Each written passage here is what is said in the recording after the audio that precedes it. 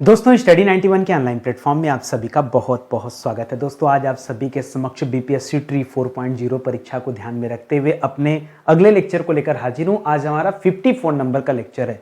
जैसे बूंद बूंद से घड़ा भरता है उसी तरह से दोस्तों इस क्लास में कितने सारे सवाल आपको पढ़ा दिए गए। देखिए आज की क्लास अगर आप देखते हैं तो पूरे 1600 सवाल मायने रखता है ना। 1600 बेहतरीन सवाल दोस्तों मैंने आपको कवर करा दिया। अब समझ लीजिए, ठीक है। और हिंदी के लगभग हर एक चैप्टर से, चाहे संधि, रस, छंद, समास, अलंकार, कोई भी चैप्टर हो, ठीक है, यहां तक कि साहित्य स्पेशल के सवालों को भी दोस्तों विशेष ध्यान रखा जा रहा है, ठीक है।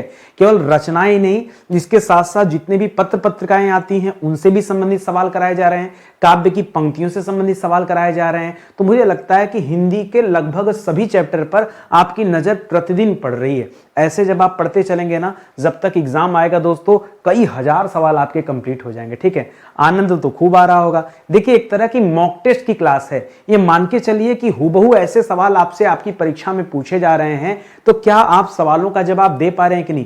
प्लीज आपसे हाथ जोड़कर निवेदन है, मेरी क्लास देखने से पहले कॉपी कलम लेके बैठिए। मैं आपसे आपका नंबर नहीं पूछ रहा हूं, मैं केवल ये चाह रहा हूं कि आप स्वयं जानिए कि क्या हम भली भांति इन 30 प्रश्नों का जवाब दे पा रहे हैं या नहीं दे पा रहे हैं। आप तो यार अपने आप को समझ पाएंगे। आपको कभी लगता नहीं कि कोई अध्यापक अगर आपको सही रास्ते पर चलना सिखा रहा है तो आपको उसकी बात माननी चाहिए। आप कोशिश करो, पहले लेके बैठो कॉपी कलम, बहुत अच्छा लगेगा। अरे अलग बात हम कह रहे हैं 30 में से 2-4 सवाल ही आपको आएंगे, पता तो चलेगा आपको। और याद रखेगा, अगर आपको तनिक भी लग रहा है कि हिंदी में हम कहीं कमजोर हैं, तो मैंने देखिए यहां बहुत सारे बैच नहीं बनाए। मैंने कहा एक का साध है सब सद है, एक बैच लीजिए, उससे हर एक एग्जाम दोस्तों आपका कवर हो जाएगा। भारत का कोई भी एग्जाम जहां हिंदी आएगा, ये बैच अपने आप में सफिशियंट है। इसके अलावा चाहे आपको पीआरटी का पेपर देना हो, मिडिल का देना हो, टीजीटी का देना हो, पीजीटी का देना हो, आपको बार बार बैच ज्वाइन करने की जरूरत नहीं है, ठीक है। इसीलिए मैंने आपको एक कॉमन बैच दिया कि इस बैच से दोस्तों आपकी सारी समस्या एक बार में हल हो जाएगी, ठीक है।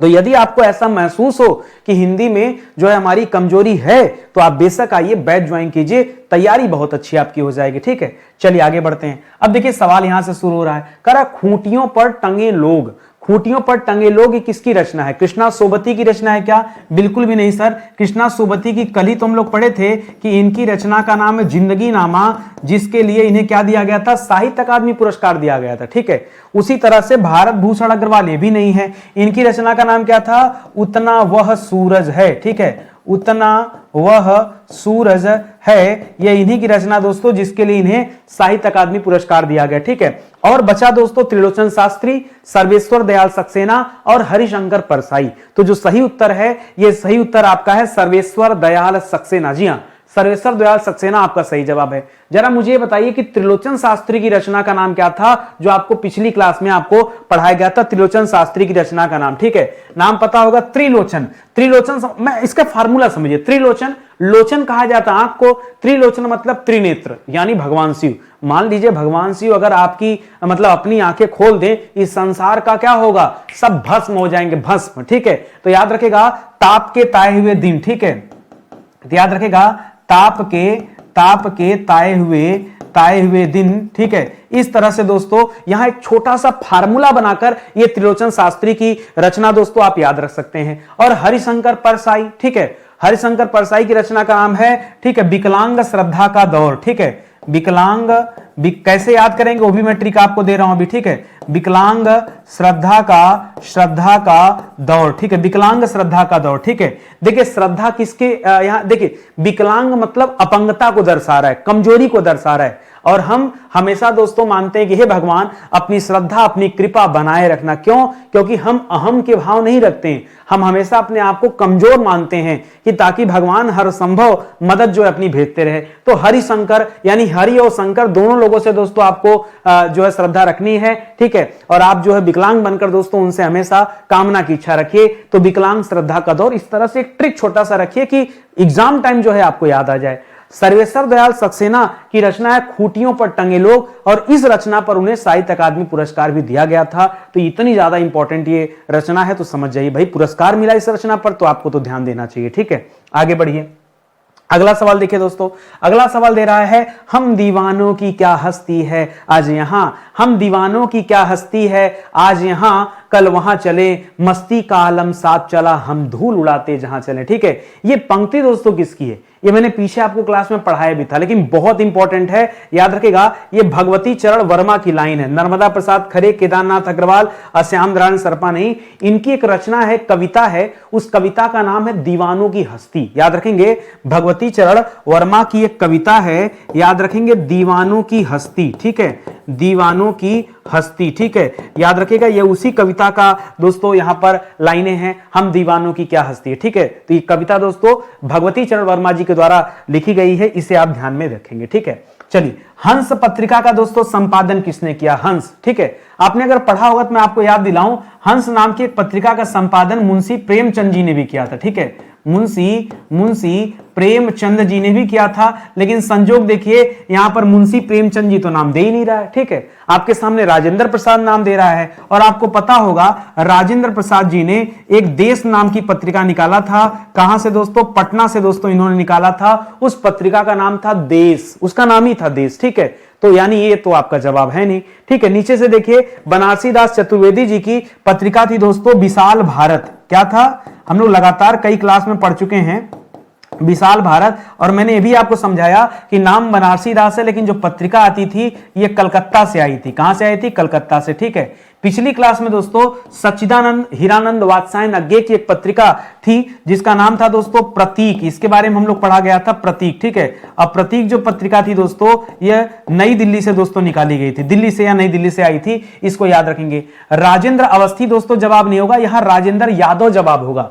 हंस नाम की दो अलग अलग पत्रिकाएं हैं, एक पत्रिका मुंशी प्रेमचंद जी ने निकाला है और एक पत्रिका राजेंद्र यादव जी की है, ये दिल्ली से आती थी। ठीक है, राजेंद्र यादव जी वाली जो पत्रिका है ये कहां से आती थी दोस्तों? ये दिल्ली से आती थी। एक पत्रिका यहां और आप बताइए जो राजेंद्र अवस्थी से संबंधित है। राजेंद्र प्रसाद अलग व्यक्ति हैं जो पटना के रहने वाले हैं, आगे चल के दोस्तों ये भारत के प्रथम राष्ट्रपति भी चुने जाते हैं। और राजेंद्र यादव दोस्तों, इनकी पत्रिका का नाम दोस्तों हंस है, ये आप याद रखेंगे। और राजेंद्र अवस्थी, इनके बारे में मैंने समझाया था, जिनकी पत्रिका का नाम था कादम्बिनी, याद है, वो भी दिल्ली से आती थी, कादम्बिनी। तो इसको आप याद रखेंगे दोस्तों यहां पर, कादम्बिनी। ठीक है, कादम्बिनी, ये दिल्ली वाले हैं। ठीक है, दिल्ली से आ रहा है इनका। और यहां पर दोस्तों कादम्बिनी का नाम याद रखेंगे, कादम्बिनी। ठीक है, यह भी दोस्तों दिल्ली से ही आती थी, तो इस तथ्य को याद रखेंगे। इस तरह से हंस के लिए जो सही जवाब है ये राजेंद्र यादव दोस्तों आपका जवाब हो जाएगा। कितने बच्चों को सारी चीज पता है? नहीं पता है तो कब पढ़ेंगे? जिस दिन पेपर में आ जाएगा तब आपकी नींद खुलेगी। अरे पढ़िए, स्टार्टिंग में मैं इसीलिए दोस्तों आपको कठिन सवाल देता हूं कि आप ध्यान दीजिए, आपका बल जो दिख रहा है आपको ना, ऐसे नहीं, ऐसे पढ़िए और पूरा एक्सप्लेन करके पढ़िए। ऐसा नहीं कि सिर्फ जो सही जवाब वो बताया और निकल लिया, नहीं, इससे काम नहीं चलने वाला है। गुप्ता जी की क्लास में तो आपको सब पता होना चाहिए, क्या उत्तर है, क्यों उत्तर है, कैसे उत्तर है, सब आपको ज्ञान होना चाहिए। ठीक है, आगे आइए, अगला सवाल दे रहा है, लोग भूल गए हैं। अच्छा, लोग भूल गए हैं, ये किताब का नाम, एक रचना का नाम है, आपको बताना है किसकी रचना है। ठीक है, देखिए फिर से कृष्णा सोबती जी आ गई, तो फिर से आप जिंदगी नामा लिखिए, फिर से आप जिंदगी नामा लिखिए। इनकी रचना का नाम तो जिंदगी नामा है ना। ठीक है, और त्रिलोचन शास्त्री का क्या है? तो मैंने बताया था, त्रिलोचन यानी भगवान से अपनी अखियां खोल दे रहे हैं, तो क्या नाम हो जाएगा? ताप के ताए हुए दिन। ठीक है, इनकी रचना का नाम क्या है? ताप के ताए हुए दिन, ताप के ताए हुए दिन। सर्वेश्वर दयाल सक्सेना तो है नहीं, यहां पे सर्वेश्वर याद रखेगा, सर्वेश्वर खूंटियों पर टंगे लोग। ठीक है, खूंटियों पर टंगे लोग, ये इनकी रचना का नाम है। हरिशंकर परसाई भी नहीं होगा दोस्तों, बताया था आपको, विकलांग श्रद्धा का दौर, विकलांग श्रद्धा का दौर, ऐसे बार बार आप लिखिए। ठीक है, श्रद्धा का दौर, तब दोस्तों आपको याद हो जाएगा। यहां रघुवीर सहाय हो जाएगा, रघुवीर को लोग भूल गए, लोग राम को भूल गए, तो रघुवीर सहाय, इस तरह से याद रखेगा। यहां पर इनकी रचना का नाम क्या है? लोग भूल गए। ठीक है, लोग भूल गए हैं। ठीक है, लोग भूल गए हैं। ठीक है, लोग भूल गए हैं। राम राज्य क्या होता है? लोग भूल गए हैं, उन्हें याद दिलाना पड़ेगा। तो ऑप्शन नंबर ई दोस्तों यहां पर क्या हो जाएगा? सही जवाब हो जाएगा। हर सवाल के साथ जब आप लिखना शुरू करेंगे ना, कलम चलाना शुरू करेंगे, आपको ऑटोमेटिक याद हो जाएगा। आपको विश्वास दिलाऊं, कई बच्चे पूछते हैं गुप्ता जी आपको याद कैसे होता है? देखो मैं बताऊं, जब मैं सवाल बनाता हूं तो अपने हिसाब से ऑप्शन तैयार करता हूं। कहीं तो दिया नहीं रहेगा ऑप्शन, तो ऑप्शन मैं अपने हिसाब से बनाता हूं।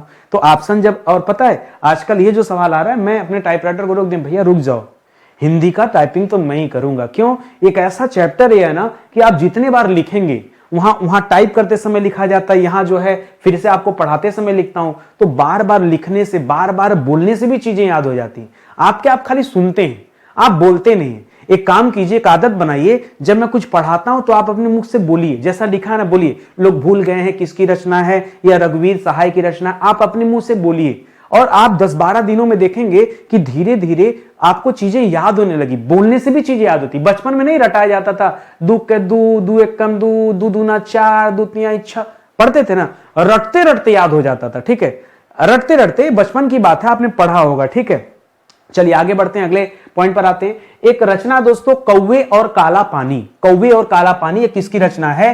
तो देखिए पहला ही नाम आपको नया दिख रहा है, तो याद रखेगा ये रचना हो जाएगा निर्मल वर्मा का। त्रिलोचन शास्त्री तो बिल्कुल भी नहीं, इनकी रचना का नाम है ताप के ताए हुए दिन। ताप के ताए हुए दिन, यह इनकी दोस्तों रचना का नाम है। सर्वेश्वर दयाल सक्सेना की रचना का नाम क्या है? खूंटियों पर टंगे लोग। ठीक है, खूंटियों पर टंगे लोग, यह इनकी रचना का नाम है। हरिशंकर परसाई की रचना का नाम क्या है?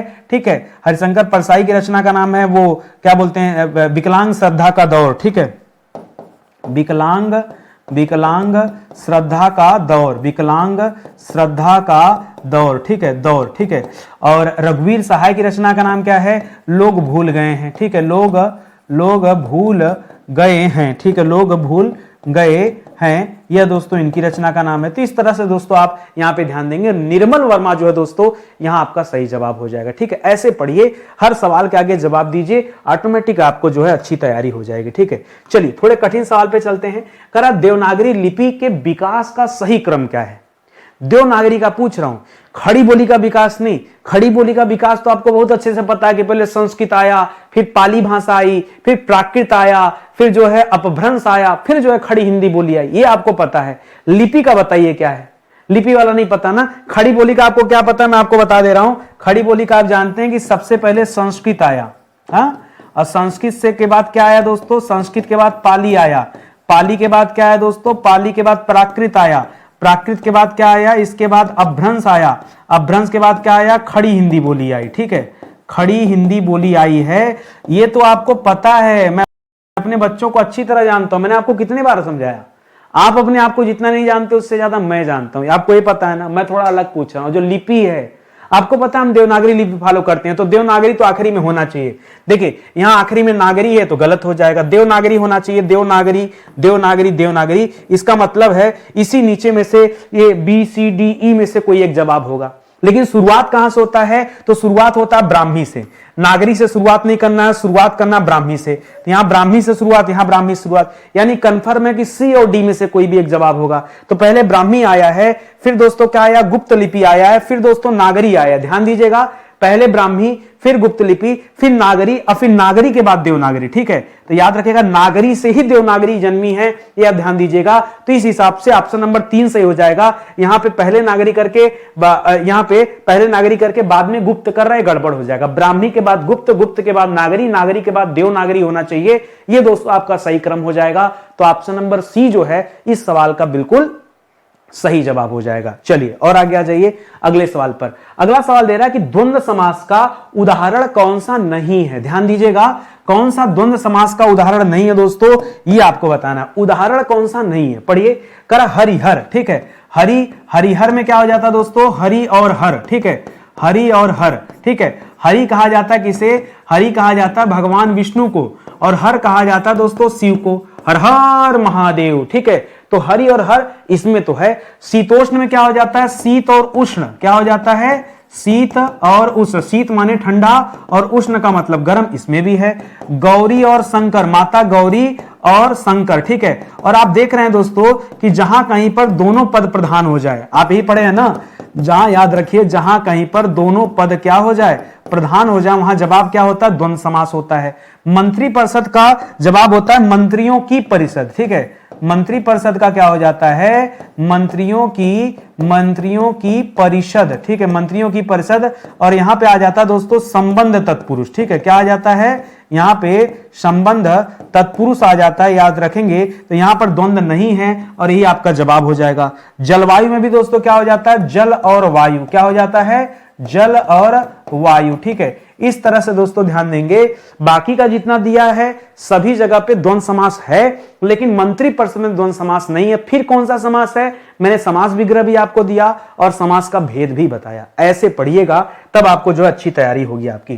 करा विश्व हिंदी दिवस दोस्तों कब मनाया जाता है, विश्व हिंदी दिवस, ध्यान दीजिएगा। अगर दोस्तों आप 10 दिसंबर कर रहे हैं तो इस दिन आपको पता होना चाहिए कि इस दिन मानवाधिकार दिवस मनाया जाता है। क्या मनाया जाता है, मानवाधिकार दिवस, ठीक है, मानवाधिकार दिवस मनाया जाता है। इसी दिन नोबेल पुरस्कार भी बढ़ता है। 10 जनवरी को दोस्तों विश्व हिंदी दिवस मनाया जाता है। हर साल 10 जनवरी को विश्व हिंदी दिवस भी मनाया जाता है। और इसी दिन अंग्रेज जो है हास्य दिवस भी मनाते हैं। अंग्रेजी हास्य दिवस मनाते हैं अंग्रेज लोग हिंदी की बेइज्जती करने के लिए, समझ रहे हैं ना, तभी मनाया जाता है। फिलहाल आपका जवाब यही होगा। 14 सितंबर को दोस्तों क्या मनाया जाता है, यहां भारतीय राष्ट्रीय हिंदी दिवस मनाया जाता है। 14 को राष्ट्रीय हिंदी दिवस, ध्यान दीजिएगा। हमारे सवाल में राष्ट्रीय नहीं पूछा था, हमारे सवाल में विश्व पूछा था। क्या पूछा था, विश्व।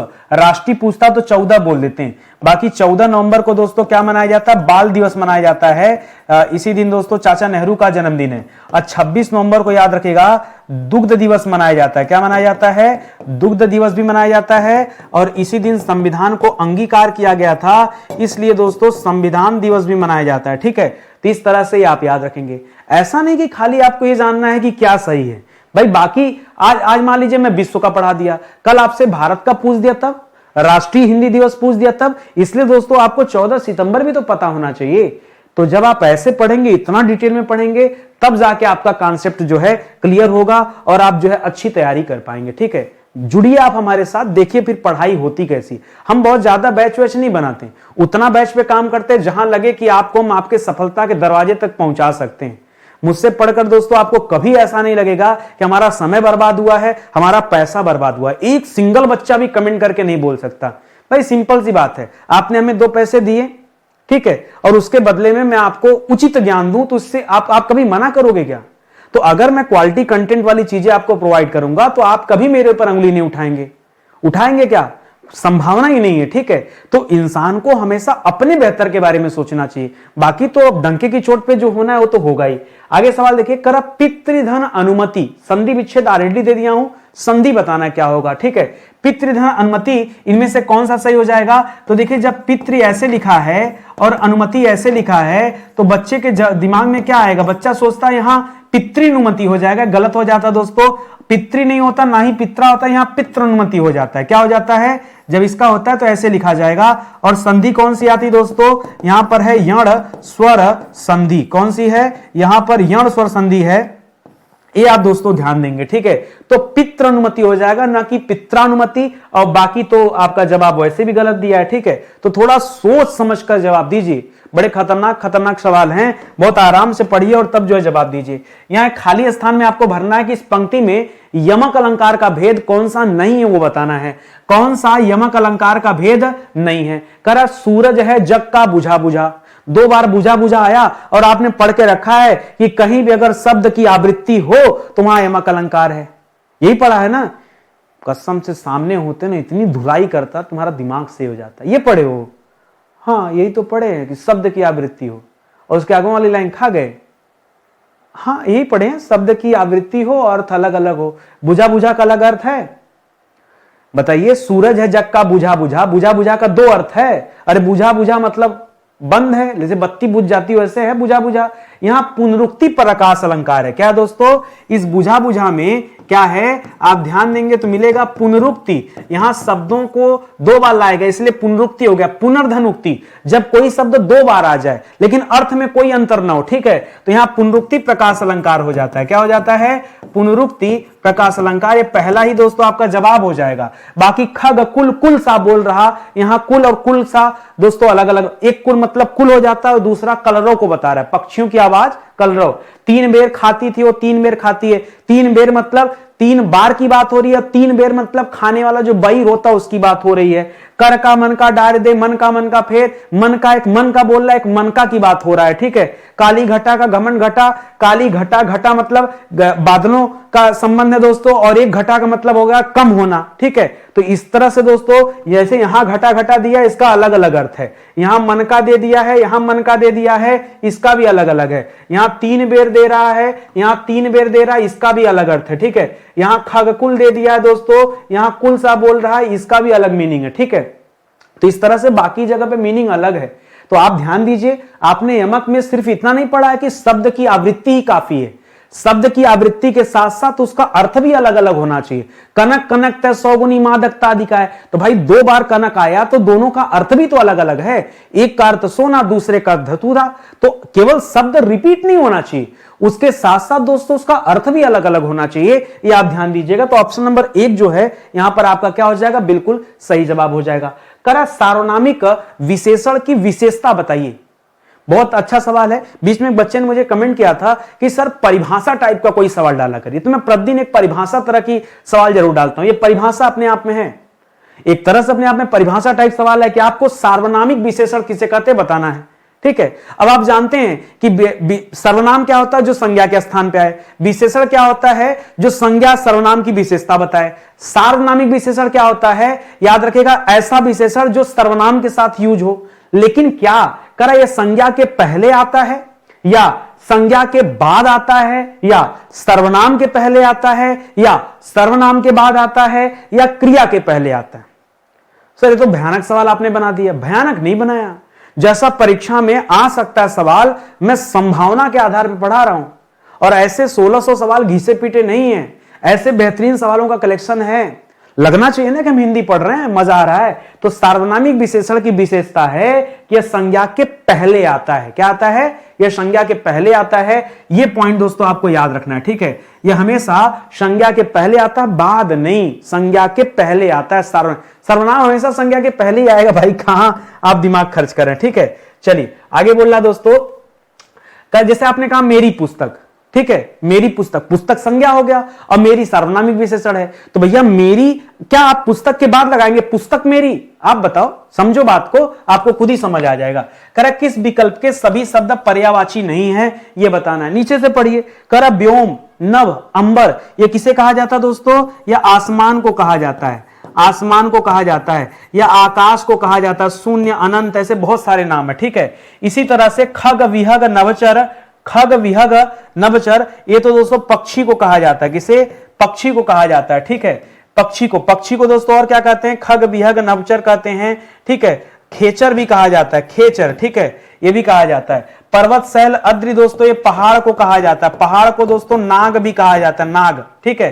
पत्थर, पाषाण, अस्म दोस्तों ये किसे कहते हैं, ये पत्थर, पाषाण, अस्म, ठीक है, ये तो पत्थर तो लिख ही दिया, पत्थर को आए। धनुष, कोदंड, विसिक दोस्तों अलग हो जाएगा। विसिक दोस्तों तीर को कहा जाता है, विसिक किसे कहा जाता है, बाण को, तीर को दोस्तों कहा जाता है, तीर या फिर बाण को दोस्तों विसिक कहा जाता है। तो ये थोड़ा सा अलग हो जाएगा। बाकी धनुष और कोदंड ये जो है धनुष को कहा जाता है, ठीक है। तो यहाँ पे ऑप्शन नंबर 1 गलत हो जाएगा, क्योंकि यहाँ परिभाषी दोस्तों ये गड़बड़ दिया हुआ है, ठीक है। तो इस आधार पे ऑप्शन नंबर 1 जो है इस सवाल का क्या हो गया, सही जवाब हो गया। यहां पे बताइए दोस्तों, एक भरना रिक्त स्थान को, करा का नाम जीवन है और स्थिरता का मृत्यु। आज मैं 2-3 नए सवाल रखा हूं जो मैं अभी कभी नहीं पढ़ा है। हमने कहा 1500 सवाल पढ़ लिए भाई, हिंदी के कुछ और चैप्टर पे चर्चा करते हैं। ऐसा सवाल आज आपको पहली बार मिल रहा है, सब मिलेगा धीरे धीरे, परेशान मत होइए। कुछ भी ऐसा नहीं है जो मैं आपको नहीं पढ़ाऊंगा, सब पढ़ाऊंगा। अब ऐसे सवाल को याद कैसे किया जाए, बच्चा चारों पांचों रख के चेक करता है, पहले ऊपर से चेक करेगा, फिर नहीं समझ में आएगा तो नीचे से चेक करेगा। एग्जाम में ऐसा ही होता है, इसको ऐसे नहीं लगाते हैं। पता है, इसका एक छोटा सा ट्रिक है, आपने जो नहीं दिया उसको छोड़ो, जो दिया उस पे देखो, उससे मिलता जुलता कोई शब्द आएगा। जैसे सम्मान के साथ अपमान एक विलोम है, या मैं कह दूं उसका एक अपना संबंध है, ठीक है। उसी तरह से दोस्तों यहां पे देखिए, का नाम जीवन है और स्थिरता का मृत्यु। तो दोस्तों मृत्यु का संबंध जिस प्रकार से स्थिरता से है, उसी तरह से जीवन का संबंध किससे? देखिए आप अगर ध्यान देंगे तो यहां पे दोस्तों एक तरफ जीवन दिया है तो दूसरी तरफ मृत्यु दिया है।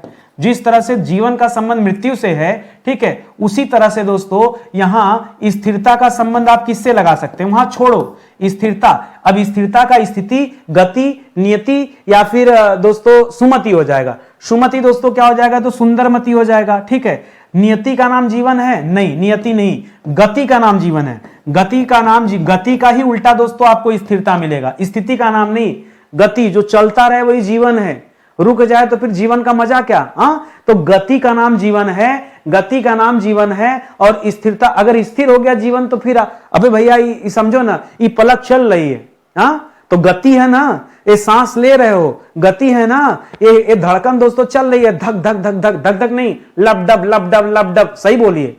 धड़कन की धड़कन का आवाज कैसा? लपडब ध्वनि है, लपडब, ठीक है, धक धक नहीं। तो लपडब लपडब चल रहा है, जीवन है। रुक गया तो सर मत कहिए रुकने के लिए, अरे कह नहीं रहा हूं भैया, बता रहा हूं, ठीक है। तो गति है तो जीवन है, स्थिरता है तो मृत्यु। अब आपको समझ में आ गया कि मामला ऐसा। मैं प्रतिदिन थोड़ा थोड़ा सवाल दूंगा तो ऑटोमेटिक दोस्तों आपका सिस्टम जो है सेट हो जाएगा। आगे बढ़िए, अगले सवाल पर आइए। कर रक्त से सना हुआ, थोड़ा प्रेम से पढ़िएगा नहीं तो आपको भी शांत देगा, मतलब गलत कर देंगे, यही तात्पर्य हमारा। रक्त से सना हुआ, ठीक है। रक्त से सना हुआ को क्या कहते हैं? अरे यहां सही कर लीजिए इसको, ये रक्तिम लिखा हुआ है, रक्त से सना हुआ रक्तिम, गड़बड़ा जाएगा तब, ठीक है। रक्त, सर यही वाला सही है, अरे पहले पढ़ लो, नहीं यही सही है, अरे आगमा पढ़ लीजिए, बता रहे हैं सर ना, एकदम हमारा दिल कह रहा है यही सही है, ले काट दे रहा हूं भैया, और कहो दिल से, कह रहा हूं आगे पढ़ लो, आगे पढ़ लो, मानने को तैयार ही नहीं, ठीक है। रक्त से सना हुआ, रक्त से सना हुआ रक्ताभ या रक्त या रक्त स्राव। सर रक्त स्राव तो रक्त बहने को कहा जाता है, ठीक है। रक्त स्राव किसे कहता है? रक्त का बहना, रक्त का बहना दोस्तों रक्त स्राव होता है।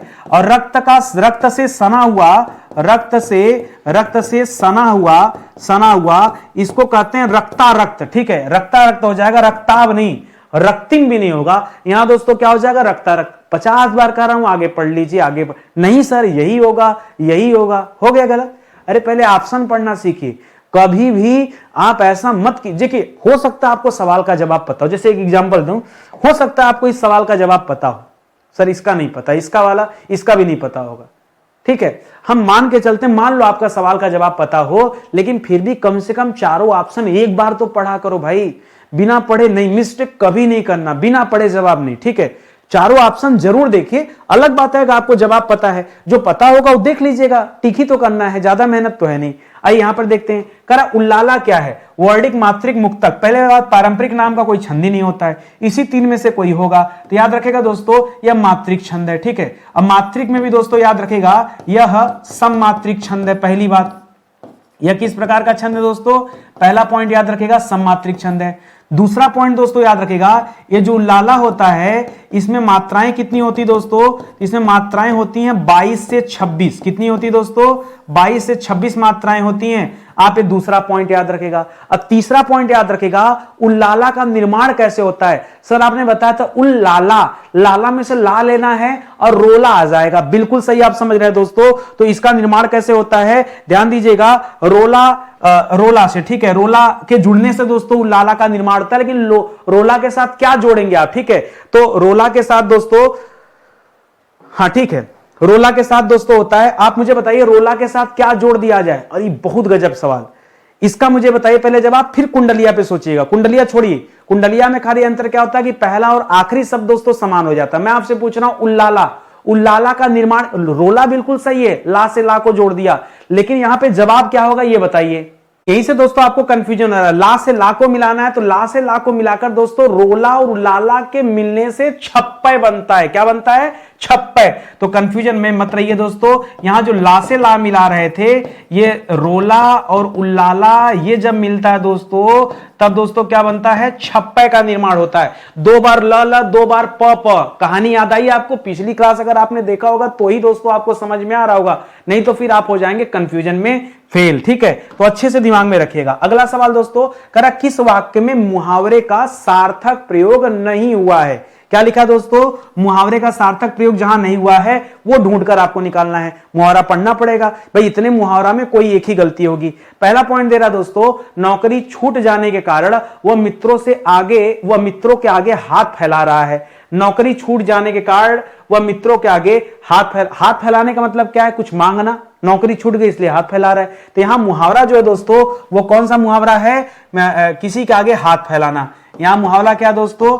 मुहावरे का तात्पर्य किसी के आगे हाथ फैलाना। ठीक है, यहां दोस्तों क्या है? यह मुहावरा है और यहां वाक्य प्रयोग में भी दे दिया है। ये तो सही लग रहा है। चौकीदार के शोर मचाते चोर जो है 9-2-11 हो गए। तो 9-2-11 होना दोस्तों यानी भाग जाना। ठीक है, 9-2-11 होना यानी भाग जाना। ठीक है, तो यह भी दोस्तों मुहावरा हो गया। घर वालों द्वारा देरी से आने का कारण पूछने पर वह बंगले झकारने लगी। ठीक है, झांकने लगी। ठीक है, झांकने मतलब झांकने लगी, झांकने कर लीजिए, झांकने लगी। ठीक है, यह बगले झांकना मतलब आनाकानी करना। इसका मतलब क्या है? आनाकानी करना, आनाकानी करना। तो यह भी दोस्तों हो सकता है। करा भैंस के आगे बीन बजाने से वह बिदक जाती। बिदकना मतलब क्या हो जाता है?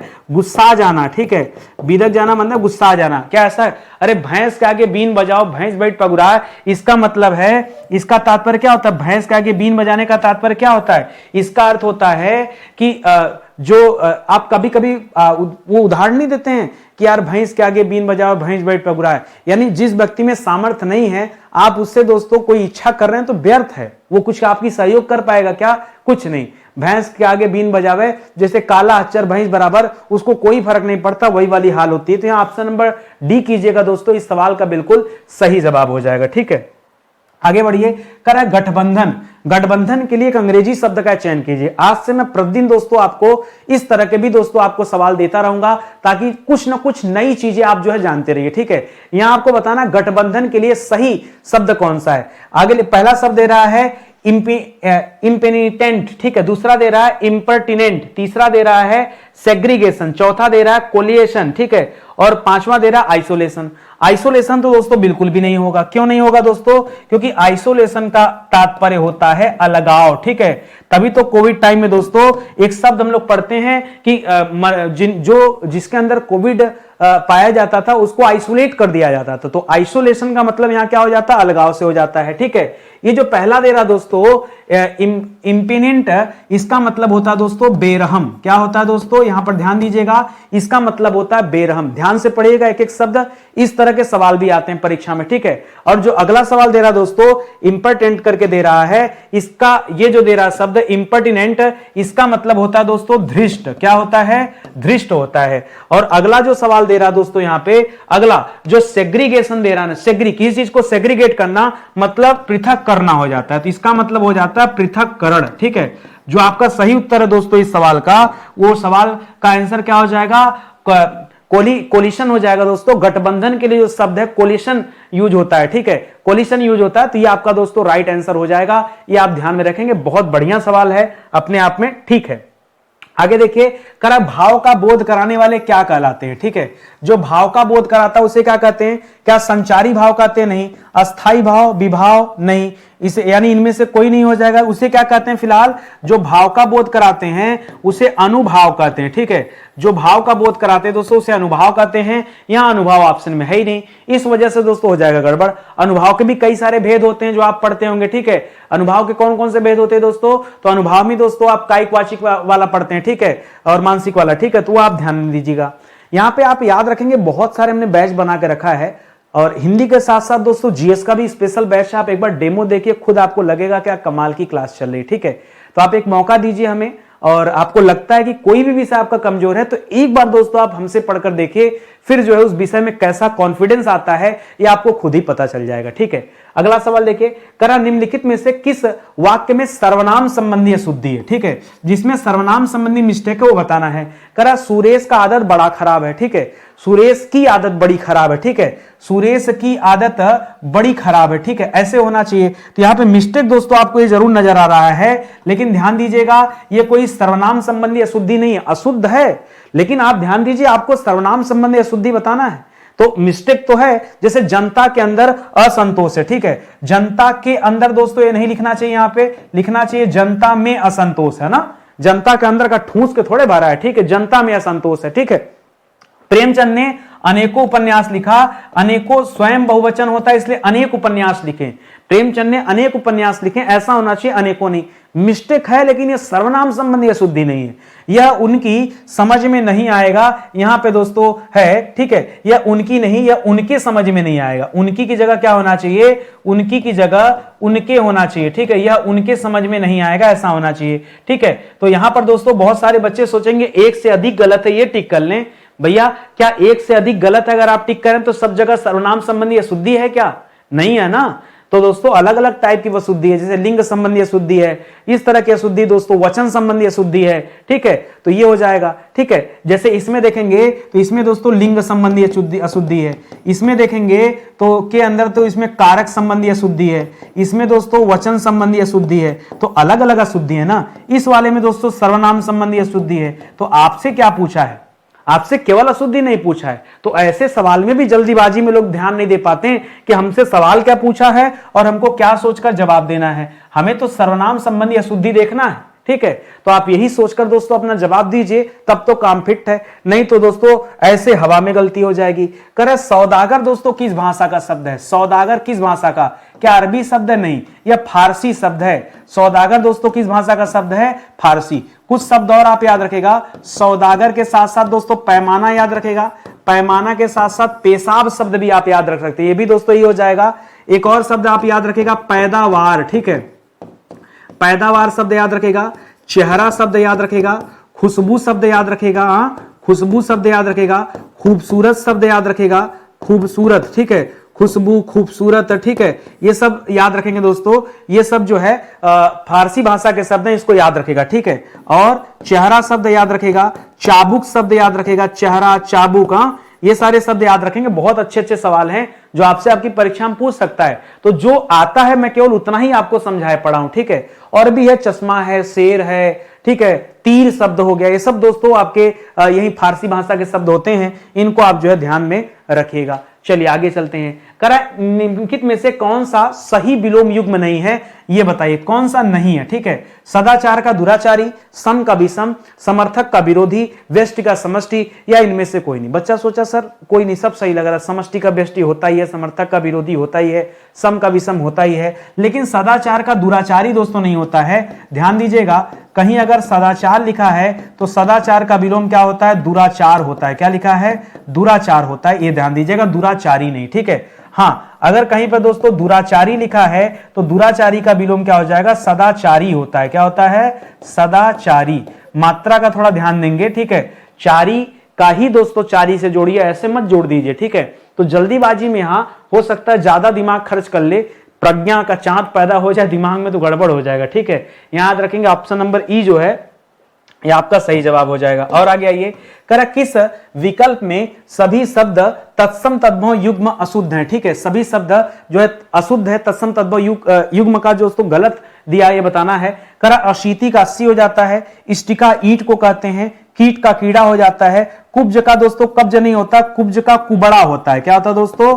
कुब्ज का तद्भव क्या होता है? कुबड़ा होता है। बाकी पृष्ठ का पीठ होता है दोस्तों, ये सही है। तो गलत जहां पे था केवल वो आपको देखना था, मिस्टेक जो है मैंने वो बता दिया और क्या सही होगा ये भी बता दिया। तो ऐसे ही दोस्तों आपको यहां बस खाली देख भर लेना था। करा पेट में चूहे कूद रहे हैं, पेट में चूहे कूद रहे, किस प्रकार की दोस्तों शब्द शक्ति यहां पर है? देखिए चूहे कूदने का मतलब क्या सच में चूहे हैं? नहीं, इसका मतलब दोस्तों भूख से है। तो याद रखिए जब कहा कुछ और जाए लेकिन मामला कुछ और हो तो हमेशा वहां पे लक्षणा होता है, ठीक है, व्यंग नहीं है, ये लक्षणा है, यानी चूहा है लेकिन वो उसका लक्षण दोस्तों भूख से है, ठीक है। तो इस प्रकार दोस्तों यहां पर क्या हो जाएगा? लक्षणा हो जाएगा, ये आप ध्यान में रखेंगे। अगला दे रहा है कि इनमें से किस शब्द में उपसर्ग और प्रत्यय दोस्तों दोनों है। उपसर्ग हमेशा कहां लगता है दोस्तों? यह शब्द के प्रारंभ में लगता है, यह शब्द के प्रारंभ में लगता है। और प्रत्यय कहां लगता है दोस्तों? यह शब्द के अंत में लगता है, ठीक है। अब वीरता में तो दोस्तों ध्यान देंगे तो वीरता में ता है लेकिन ये प्रत्यय है, मानवता में ता प्रत्यय है, कायरता में ता प्रत्यय है। लेकिन जो अश्लीलता शब्द दे रहा है दोस्तों, यहां पे अ दोस्तों उपसर्ग है, श्लील दोस्तों यहां पे क्या हो जाएगा? मूल शब्द हो जाएगा, और ता दोस्तों यहां पे प्रत्यय हो जाएगा। तो यहां पर उपसर्ग और प्रत्यय दोनों है, क्योंकि श्लील दोस्तों यहां मूल शब्द है और पहले अ लगा तो उपसर्ग, बाद में ता लगा तो प्रत्यय। इस हिसाब से दोस्तों यहां पर ऑप्शन नंबर सी जो है ये आपका सही जवाब हो जाएगा। थोड़ा स्पीड आपको लग रहा होगा, लेकिन मैं मान के चलता हूं ना कि मैं जिस स्पीड में पढ़ाऊंगा मेरे बच्चे उसी स्पीड में पढ़ेंगे। भाई आज आपकी प्रैक्टिस जिस स्पीड में रहेगी, परीक्षा के टाइम भी आप उसी स्पीड में फॉलो करेंगे। इसीलिए दोस्तों मैं थोड़ा स्पीड बना के चलता हूं। चलिए और आगे आते हैं दोस्तों, अगले सवाल पर देखते हैं। अगला सवाल तार्किक क्रम का दे रहा दोस्तों, करा सामाजिक जीवन में, और अंतिम में दे रहा कि उपाय ही न कर सके। करा क्रोध की जरूरत बराबर पड़ती है, मनुष्य दूसरों के द्वारा पहुंचाए जाने वाले बहुत से, यदि क्रोध ना हो तो कष्टों की चिर निवृत्ति का उपाय ही नहीं कर सकता। ठीक है, यहां पे क्या करेंगे दोस्तों, तो पहले लिखेंगे सामाजिक जीवन में, सामाजिक जीवन में क्रोध की जरूरत बराबर पड़ती है। ठीक है, यानी इस जीवन में क्रोध भी बहुत जरूरी चीज है। कई लोग कहते हैं क्रोध से दूर रहिए, नहीं, क्रोध आवश्यक है। क्यों, अभी बताता हूं। ठीक है, क्रोध की जरूरत बराबर पड़ती है, ये आप याद रखेंगे। इसके बाद क्या कर सकते हैं, यदि क्रोध न हो, यदि क्रोध न हो, ठीक है, इसको बताइए फिर एक्सप्लेन कीजिए। यदि क्रोध न हो तो मनुष्य द्वारा पहुंचाए जाने वाले बहुत से कष्टों की चिर निवृत्ति का उपाय ही नहीं हो सकता। ठीक है, यानी य ल र व, यानी ऑप्शन नंबर ए आप सही कर सकते हैं। क्यों, देखिए क्या लिखा है समझिएगा। बहुत सारे मनुष्य ऐसे हैं जो हमेशा दूसरों को कष्ट देते हैं। अब आप क्रोध नहीं करेंगे तो उसका उपाय क्या है। गांधी जी कह के गए कि एक गाल पे कोई थप्पड़ मारे दूसरा सामने का, ऐसे ऐसे दुनिया कलयुग चल रही है, तुम जितनी बार कहोगे उतनी बार तुमको तमाचा मार। बहुत खलियल लोग हैं, बहुत खलियल लोग हैं, पूरा जीवन तुमको तमाचा मारते रहेंगे। ऐसे काम नहीं चलने वाला, ऐसे काम नहीं चलने वाला। ठीक है, यानी आपको जो है जवाब तो देना ही पड़ेगा। ठीक है, इस वजह से दोस्तों यह भी आप ध्यान में रखेंगे। आज पुनः दोस्तों मैंने राज्य व्यवस्था से एक बढ़िया सा गद्यांश चुना है ताकि कुछ स्टैटिक जीके के सवाल जो आपके तैयार हो जाएं। ठीक है, तो बढ़िया सा एक गद्यांश है, पहले आप सवाल पढ़ लीजिए। करा भारत में संविधान कब लागू हुआ था। देखिए 15 अगस्त को आजादी मिली थी, 1947 को हमें क्या मिली थी दोस्तों, आजादी मिली थी। 26 नवंबर 1949 या 50, बच्चा ही कंफ्यूज आता है कि सर 49 करें या 50 करें। अब 2 अक्टूबर को गांधी जयंती मनाते हैं, लेकिन 1950 का क्या लेना देना। ठीक है, याद रखेंगे जो संविधान लागू हुआ था दोस्तों, क्या पूछा, लागू पूछा है ना। तो इस दिन दोस्तों, इस दिन संविधान को स्वीकार किया गया था। ठीक है, इस दिन स्वीकार किया गया था, इसीलिए दोस्तों इस दिन संविधान दिवस मनाया जाता है। अभी आज ही आप पढ़ें। ठीक है, इसी दिन ने सभी लोगों ने संविधान को स्वीकार यानी अंगीकार किया था। ठीक है, 26 जनवरी 1950 को दोस्तों यह संविधान लागू किया गया था। लागू होने वाली बात कहां हो जाएगी दोस्तों, ऑप्शन नंबर सी हो जाएगा। फिलहाल आइए पढ़ते हैं। करा भारत एक संप्रभु, समाजवादी, धर्मनिरपेक्ष और लोकतांत्रिक गणराज्य है जिसका संविधान 26 जनवरी 1950 को लागू हुआ। संविधान में नागरिकों को मौलिक अधिकार प्रदान किया गया। मौलिक अधिकार दोस्तों, मूल अधिकार जो हमारा है, ये किस देश से लिया गया बताइए। मूल अधिकार ये कहां से लिया गया है, यह अमेरिका के संविधान से लिया गया है। ठीक है, यह अमेरिका के संविधान से लिया गया है। ठीक है, मूल अधिकार इसके बारे में कहां बताया गया है, मूल अधिकार के बारे में दोस्तों अनुच्छेद 12 से लेकर कहां तक दोस्तों, 12 कहें कर रहे हैं। ठीक है, और आगे देखिए, हाँ ठीक है, यहीं से कर लीजिए बात से। मूल अधिकार जब आप पढ़ेंगे दोस्तों तो पहला जो है संघ एवं राज्य क्षेत्र, दूसरा नागरिकता, तीसरा मूल अधिकार शुरू हो जाता है। 12 से ही दोस्तों मूल अधिकार शुरू हो जाता है, जिसमें पहले राज्य के बारे में बताया गया है। उसको बताते हुए फिर दोस्तों अनुच्छेद 32 तक जाता है निकल के, 35 तक जाता है, 12 से लेकर 35 तक। ठीक है, 12 से लेकर 35 तक चलेंगे तब दोस्तों ये मूल अधिकार है। उसके बाद 36 से लेकर 51 तक राज्य के नीति निषेध तत्व आ जाते हैं। भाग 4 में मूल अधिकार को कहां बताया गया दोस्तों, भाग 3 में बताया गया है। बताया गया कि नहीं, ये सब चीजें जानते रहिए। ठीक है, और क्या कह रहा है, जिनमें स्वतंत्रता का अधिकार, समानता का अधिकार, शोषण के विरुद्ध अधिकार, धार्मिक स्वतंत्रता का अधिकार, सांस्कृतिक और शैक्षिक अधिकार, और अंतिम में संवैधानिक उपचारों का अधिकार। अनुच्छेद 32, इसी को तो अंबेडकर जी ने संविधान की आत्मा कहा। परीक्षा में पूछता सवाल, संविधान की आत्मा किसे कहा गया, तो अंबेडकर जी ने संवैधानिक उपचारों के अधिकार को दोस्तों संविधान का आत्मा माना है। क्यों, क्योंकि अनुच्छेद 32 के तहत सुप्रीम कोर्ट रीट जारी कर सकती है। समझ रहे हैं ना, जिसमें आप पढ़ते हैं उत्प्रेषण वगैरह के बारे में, अधिकार परीक्षा के बारे में नहीं जानते हैं, अरे बड़ा पीछे चल रहे हैं, बहुत मेहनत की आपको जरूरत है। ठीक है, आगे आइए। करा भारत की संसद दोस्तों कितने सदनों में विभाजित है, तो भारत में जो संसद है द्विसदन में विभाजित है। ठीक है, उच्च सदन को हम क्या कहते हैं, राज्यसभा कहते हैं। राज्यसभा क्या दोस्तों, राज्यसभा जो है यह उच्च सदन है, और लोकसभा जो दोस्तों यह निम्न सदन है। ठीक है, लोकसभा को हम निम्न सदन या जनता का सदन कहते हैं। ठीक है, ये तो आपको पता ही होगा ना। चलिए और आगे पढ़ लेते हैं। करा भारत में लोकतांत्रिक व्यवस्था है जिसमें सरकार 3 अंगों में विभाजित है। सरकार की बात करेंगे तो 3 अंगों में है, विधायिका, कार्यपालिका और न्यायपालिका। ठीक है, विधायिका कोई व्यवस्थापिका के नाम से भी जानते हैं। ठीक है, करा विधायिका कानून बनाती है, कार्यपालिका उन कानूनों को लागू करती है और न्यायपालिका कानूनों की व्याख्या कर न्याय प्रदान करती है। ठीक है, जिसमें सुप्रीम कोर्ट वगैरह आते हैं। ठीक है, करा भारतीय संसद 2 सदनों में विभाजित है, लोकसभा और राज्यसभा। लोकसभा को जनता द्वारा प्रत्यक्ष रूप से चुना जाता है, जबकि राज्यसभा के सदस्य विधानसभाओं द्वारा निर्वाचित होते हैं। ठीक है, केंद्र और राज्य सरकारों के बीच शक्तियों का बंटवारा संविधान की 7वीं अनुसूची में दिया गया है। ठीक है, याद रखेंगे, जिसके तहत ये किया गया, जिसमें संघ सूची, राज्य सूची और समवर्ती सूची आती है। संघ सूची पर कानून बनाने का काम केंद्र सरकार का है, राज्य सूची पर कानून बनाने का काम राज्य सरकार का है, समवर्ती सूची पर दोनों मिलकर के कानून बनाते हैं, केंद्र और राज्य दोनों मिलकर के। भारत का राष्ट्रपति देश का प्रथम नागरिक कहलाता है और वह सर्वोच्च सेना का मतलब वह सर्वोच्च संवैधानिक प्रमुख होता है। साथ ही साथ वास्तविक और कार्यकारी शक्ति जो है वो प्रधानमंत्री और उसकी मंत्रिपरिषद के पास होती है। एक पढ़ते हैं दोस्तों अनुच्छेद 52। अनुच्छेद 52 में दोस्तों राष्ट्रपति के बारे में बताया गया कि भारत का एक राष्ट्रपति होगा। अनुच्छेद 53 बताया 3 से तीनों सेनाओं का। ठीक है, थल सेना, नौसेना और वायुसेना, तीनों का प्रमुख कौन होता है? राष्ट्रपति होता है। यह अनुच्छेद 53 में बताया गया। ठीक है, तो ये सारे तथ्य आप पढ़िए। ये सब दोस्तों आपके संविधान की बातें हैं। ऐसा नहीं कि केवल हिंदी की क्लास महत्वपूर्ण है, मुझसे आप किसी भी विषय पर डिबेट करेंगे आपको जवाब जरूर मिलेगा। निम्नलिखित में से कौन सा मौलिक अधिकार दोस्तों नहीं अभी? ठीक है, तो याद रखेंगे यहां पर संपत्ति का अधिकार नहीं है। संपत्ति के अधिकार को दोस्तों एक संविधान संशोधन हुआ था। ठीक है, संविधान संशोधन के द्वारा दोस्तों हटा लिया गया था। क्या आपको पता है कि किस संविधान संशोधन के तहत दोस्तों हटाया गया था या कब हटाया गया था? तो यह संविधान संशोधन हुआ था 1978 में, उसके तहत दोस्तों इसे हटा दिया गया और अब इसे दोस्तों कहां रख दिया गया? अनुच्छेद 300 क में रख दिया गया। संपत्ति के अधिकार को कहां भेज दिया गया? अब इसे कानूनी अधिकार मान लिया गया है और इसे मूल अधिकार से हटा करके 300 क में दोस्तों भेज दिया गया है। यह तथ्य याद रखेंगे। करा भारतीय संविधान में शक्तियों का बंटवारा किस अनुसूची में किया गया है? तो याद रखेगा 7वीं अनुसूची में। ठीक है, 7वीं अनुसूची में 3 चीजें बताई गई हैं। एक संघ सूची बताया गया है, एक राज्य सूची बताया गया है और एक जो है समवर्ती सूची के बारे में बताया गया। ठीक है, और तीनों के बारे में मैंने आपको एक्सप्लेन भी कर दिया। करा भारत का प्रथम नागरिक कौन होता है? प्रधानमंत्री नहीं, भारत का प्रथम नागरिक दोस्तों राष्ट्रपति को माना जाता है। ठीक है, भारत का प्रथम नागरिक राष्ट्रपति को कहा जाता है। इस तथ्य को भी आप याद रखेंगे तो बातें आपको समझ में आ गई होगी। अनुच्छेद 52 के तहत दोस्तों इसके बारे में चर्चा होती रहती है। ठीक है, तो उम्मीद करता हूं आपको समझ में आया होगा। और इतना ही नहीं, यदि आप चाहते हैं कि पॉलिटी को डिटेल में पढ़ा जाए तो पॉलिटी ही क्यों, मैं कह रहा हूं एंशिएंट से बात करते हैं। लेक्चर नंबर 1 से लेकर 45 लेक्चर तक मैंने जो आपको कहानियां सुनाई है वो दोस्तों आपके एंशिएंट से संबंधित है। 46 से लेकर 91 नंबर तक अगर क्लास देखा आपने तो ये आपके मिडावल से संबंधित है। 92 से लेकर दोस्तों 150 लेक्चर तक अगर क्लास देखा आपने तो आपका मॉडर्न कंप्लीट होने वाला है। 151 से लेकर 230 लेक्चर तक मैंने यही संविधान तो पढ़ाया है और पूरा संविधान आपको यूट्यूब पे निःशुल्क पढ़ा दिया गया। यहां लिखा है फ्री।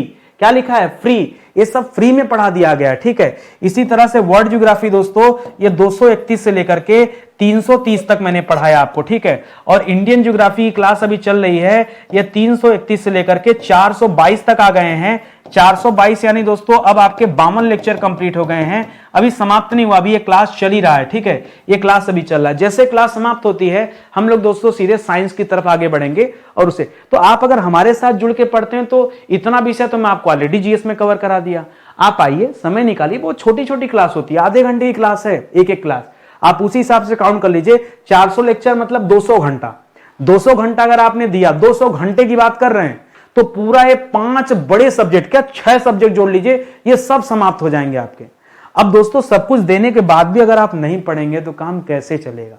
फिर से बता रहा हूं, ये हमारा नया एप्लीकेशन है स्टडी 91 ऑफिशियल, इसे आप डाउनलोड कीजिए। सारी क्लासेज अब यहीं पे चल रही, पुराने वाले ऐप पे क्लास बंद कर दी गई। ठीक है, तो प्लीज आप वहां एडमिशन मत लीजिए, इस नए ऐप पर आइए, यहां एडमिशन लीजिए, यहीं से आप अपनी तैयारी कीजिए। ठीक है, तो मिलते हैं दोस्तों अगले लेक्चर में। तब तक के लिए बहुत बहुत धन्यवाद आप सभी का। अच्छा लगा हो तो लाइक कमेंट जरूर कीजिएगा, ये आपसे निवेदन है। ठीक है, बहुत बहुत धन्यवाद। जय हिंद, जय Bharat. Thank you so much.